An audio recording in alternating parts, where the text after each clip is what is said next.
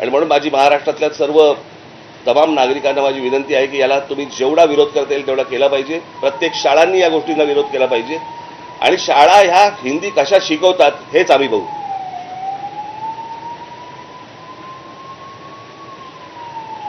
आणि हे जर समजा राज्य सरकारला आव्हान वाटत असेल आव्हान म्हणून घ्यावं. पण हिंदीची सक्ती महाराष्ट्रामध्ये होणार नाही, कोणत्याही परिस्थितीत होऊ दिली जाणार नाही. गुजरातमध्ये केंद्रामध्ये नरेंद्र मोदी आणि अमित शहा बसलेले असताना गुजरातमध्ये जर हिंदीची सक्ती नाहीये, आंध्र प्रदेशमध्ये नाहीये, तामिळनाडूमध्ये नाहीये, केरळमध्ये नाहीये, कर्नाटकामध्ये नाहीये, बऱ्याचशा ठिकाणी नाहीये, मग हे धोरण महाराष्ट्रावरती का लादलं जाते, कशासाठी लादलं जाते? मला असं वाटतं तुम्ही पत्रकार आहातच, परंतु या महाराष्ट्राचे नागरिक म्हणून मला असं वाटतं जबाबदारी तुमची देखील आहे आणि याला तुम्ही पूर्णपणे विरोध करणं गरजेचं आहे, आवश्यक आहे. एवढंच सांगण्यासाठीची आजची पत्रकार परिषद. पत्रकार परिषद घेतली आणि त्या पत्रकार परिषदेमध्ये ते म्हणतायत की हिंदी ही सक्तीची नाहीये, तो पर्यायी. कसला पर्याय? नकोच आहे ना. कसला पर्याय? जो 6वी पासून आहे ना, मग तो पहिलीपासून का आणताय तुम्ही?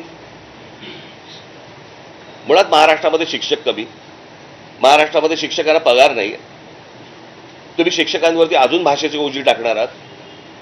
म्हणजे IAS अधिकाऱ्यांना महाराष्ट्रामध्ये हिंदी बोलायला सोपं जावं आणि मराठी शिकायची गरज लागणार नाही, याच्यासाठीचे धोरण आहेत काही?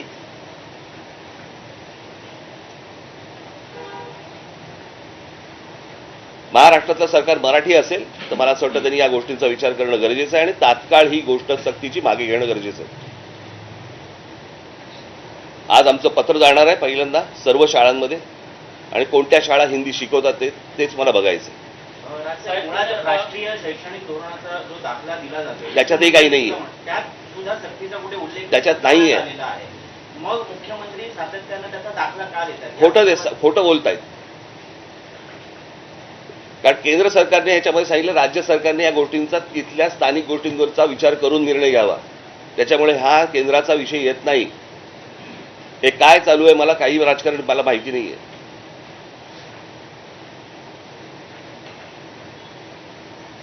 शाळा झालेल्या आहेत आणि आज तुम्ही पत्र सगळ्या मुख्याध्यापकांना पाठवणार आहात. बऱ्याचशा शाळांमध्ये पुस्तकांचं वाटप सुरू झालं. असं असताना आपण किती कालावधी देता आहात? नाही, आजपासून सुरू होईल. तुम्ही काउंटडाऊनला जाऊ नका. मला असं वाटतं मी सांगितलेल्या गोष्टींवरती विचार करा.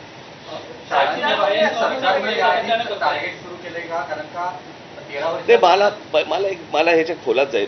मला सांगा ह्या गोष्टींची गरज आहे का? तुम्ही बाकी ते 17 वर्ष 12 वर्ष 10 वर्ष जाऊ नका त्याच्यामध्ये. या गोष्टींची गरज आहे का?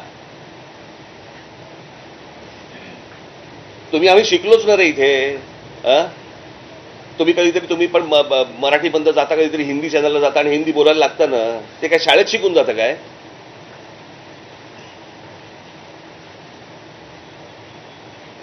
तुमची गरज असेल त्यावेळेला तुम्ही ती भाषा शिकाल.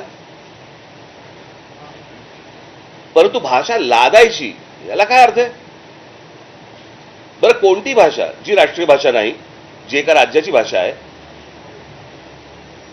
मग माझे हेच प्रश्न आहेत ना. प्रश्न असा आहे की या सगळ्या याच्यामध्ये मध्य प्रदेशमध्ये, उत्तर प्रदेशमध्ये, बिहारमध्ये तिसरी भाषा कोणती शिकवणार आहेत? मराठी.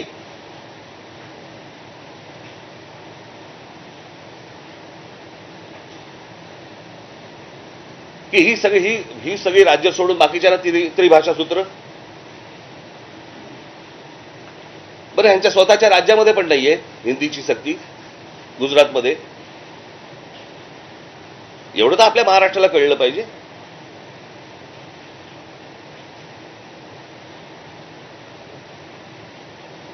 मला असं वाटतं की आज महाराष्ट्रामधल्या प्रत्येक राजकीय पक्षांनी या गोष्टींचा विचार करणं गरजेचं आहे. तुमचं अस्तित्व मिटवून टाकतील. तुम्ही मराठी आहात म्हणजे कोण आहात? तर मराठी भाषा बोलणारे आहात म्हणून ना. ती भाषा जर समजा मेली तर काय होणार आहे?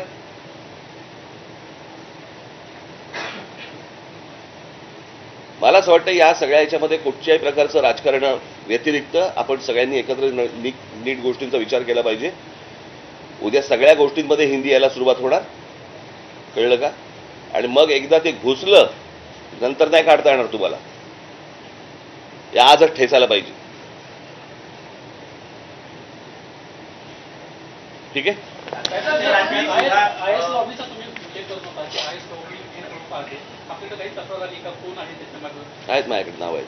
साहेब, दाखल राज्यांमध्ये तर याचा विरोध होतोय. द्विभाषीच आम्ही लागू करणार असं ते म्हणतायत. त्यांनी त्याच्यावर उघड विरोध केलेला आहे. तर त्यांच्या सकट आमच्यावरही द्विभाषिक असावे, त्रिभाषिकचा आग्रह नसावा असं आपण काही पण मला असं वाटतं बघा प्रश्न असा आहे, खाली बस. मला असं वाटतं या सगळ्या ह्याच्यामध्ये सर्व राज्यांनी या गोष्टींना विरोध केलेला आहे. मी एक दाखला जर समजा तुम्हाला गुजरातचा दिलेला आहे तो तुमच्यासाठी काफी आहे, खूप आहे, बरोबर आहे. जर गुजरात सारख्या राज्यामध्ये केंद्रात सत्ता कोणाची आहे, सरकार कोणाचं आहे, जर ते स्वतःच्या राज्यामध्ये जर समजा हिंदी लादू शकत नसतील तर ते महाराष्ट्रात का लादत आहेत?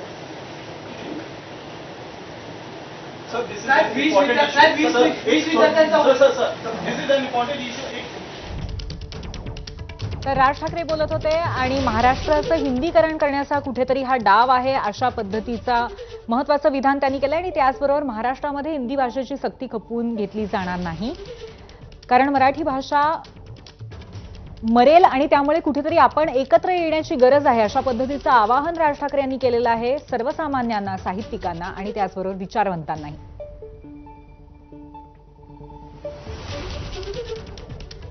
आणि त्याचबरोबर शाळांना सुद्धा त्यांनी अल्टिमॅटम दिलेला आहे. विविध शाळांमध्ये कुठे कुठे हिंदी शिकवली जाते का तिसरी भाषा म्हणून पहिलीपासनं, आणि जर तसं असेल तर ती शिकवली जातेच कशी हे आम्ही पाहतो अशा पद्धतीचं, अशा आशयाचं विधान सुद्धा राज ठाकरे यांनी केलं होतं.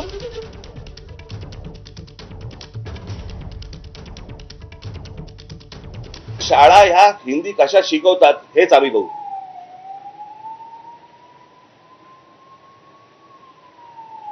आणि हे जर समजा राज्य सरकारला आव्हान वाटत तर आव्हान म्हणून घ्यावं. पण हिंदीची सक्ती महाराष्ट्रामध्ये होणार नाही, कोणत्याही परिस्थितीत होऊ दिली जाणार नाही. गुजरातमध्ये केंद्रामध्ये नरेंद्र मोदी आणि अमित शहा बसलेले असताना गुजरातमध्ये जर हिंदीची सक्ती नाहीये, आंध्र प्रदेशमध्ये नाहीये, तामिळनाडूमध्ये नाहीये, केरळमध्ये नाहीये, कर्नाटकामध्ये नाहीये, बऱ्याचशा ठिकाणी नाहीये, हे धोरण महाराष्ट्रावरती का लादलं जाते, कशासाठी लादलं जाते? गुजरात